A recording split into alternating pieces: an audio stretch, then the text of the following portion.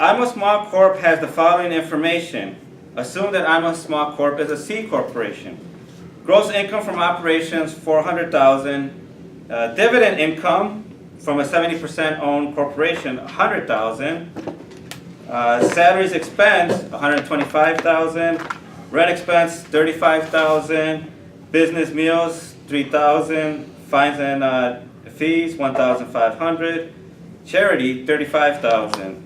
I'm asking for the taxable income. So what should we do first for this problem? I'm going to do it step by step. So step number one would be figure out the gross income, right? So we have, what do we have first? Income from business operations. I'm going to abbreviate operations. So the gross income from business operations is $400,000.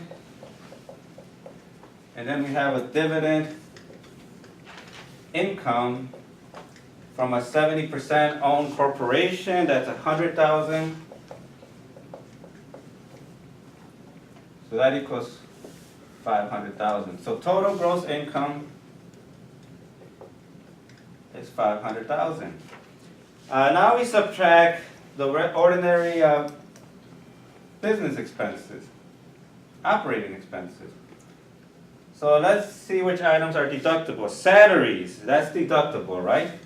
The full amount is deductible. Rent expense, that's deductible. $35,000. Anything else? 50% of meals and entertainment. So meals and entertainment is $3,000, so we're only deducting half of that. Half of meals and entertainment, that's $1,500. What about these fines? Fines are not deductible. What about charity?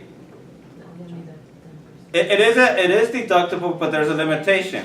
Yeah, it is a deductible item, but there's a limitation. So we have to figure out the taxable income before charitable contribution before dividend received deduction. So $125,000 plus $35,000 plus $1,500. Total expenses, I got $161,500. $161,500 is my total expenses. So $500,000 minus $161,500 gives me my taxable income before charity and before dividend received deduction.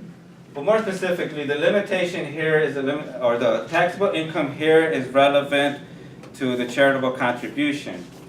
So taxable income before the charity and dividend received deduction, I got $338,500. Charity. I heard a couple people say charity is limited to 10% of this amount, right?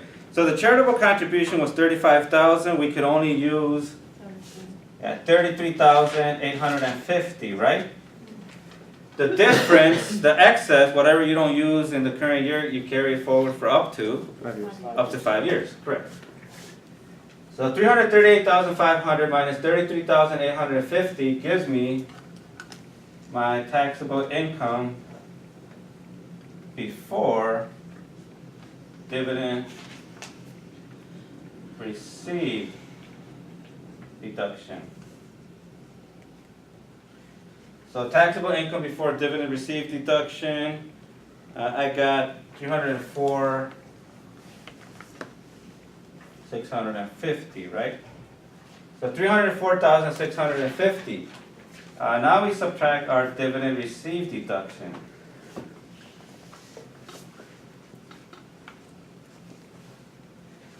So in this case, they own 70%, so what do we have? The 80% dividend received deduction, right? So what's the rule regarding that? 80% of what? Yeah, the lesser of 80% of the dividends, 100,000, or the lesser of 80% of this number. That is a general rule. So in this case, we're going to go with this number, $100,000. So 80% of $100,000 equals $80,000. So Taxable income, 224,650. 224,650. Now the rule regarding dividend received deduction, again, is the lesser of 80% of this number or 80% of the dividends received. There is one exception to that rule. What is that exception?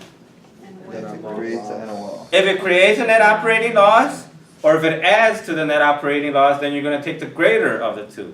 So the general rule is the lesser of the two, but if it creates a net operating loss or adds to it, you take the greater of the two.